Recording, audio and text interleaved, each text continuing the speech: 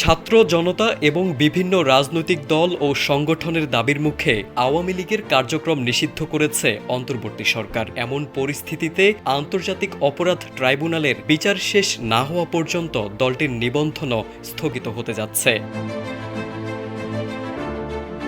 আওয়ামী লীগের নিবন্ধন স্থগিত হওয়ার বিষয়ে ইঙ্গিত দিয়েছেন নির্বাচন কমিশনার আব্দুর রহমানেল মাসউদ। তিনি বলেন, সরকারের সিদ্ধান্ত অনুযায়ী বিচার শেষ না হওয়া পর্যন্ত দলটি কোনো কার্যক্রম পরিচালনা করতে পারবে না। সেই সাথে সরকারের পরবর্তী আদেশ না আসা পর্যন্ত তাদের নিবন্ধন সাময়িকভাবে স্থগিত হবে।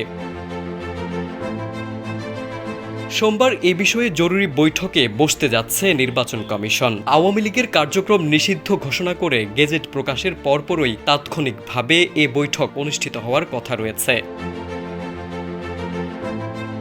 এদিকে গতকাল প্রধান নির্বাচন কমিশনার এএমএম নাসির উদ্দিন নিবন্ধনের বিষয়ে গণমাধ্যমকে বলেন, আমি একা সিদ্ধান্ত নিতে পারি না, এটার জন্য আইন আছে। সরকার কোনো দলের কার্যক্রম নিষিদ্ধ করলে কি করতে হবে? গেজেট হলে কমিশনের সংখ্যাগরিষ্ঠ সদস্যদের মতামতের ভিত্তিতে সিদ্ধান্ত নেওয়া হবে।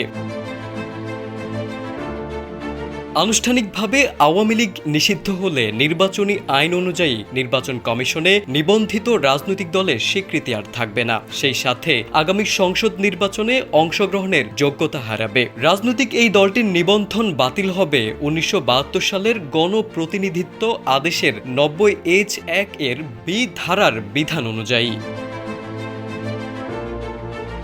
গত ৫ আগস্ট ছাত্র জনতার অভ্যুত্থানে হাসিনা সরকারের পতনের পর থেকেই গণহত্যার অভিযোগে আওয়ামী লীগ নিষিদ্ধের দাবি ওঠে। সর্বশেষ জুলাই আন্দোলনকারীদের আন্দোলনের মুখে শনিবার রাতে সন্ত্রাস বিরোধী আইনে সাইবার স্পেস সহ দলটির যাবতীয় কার্যক্রম নিষিদ্ধ করে অন্তর্বর্তী সরকার। তারেক আজিজ, সময়ের আলো।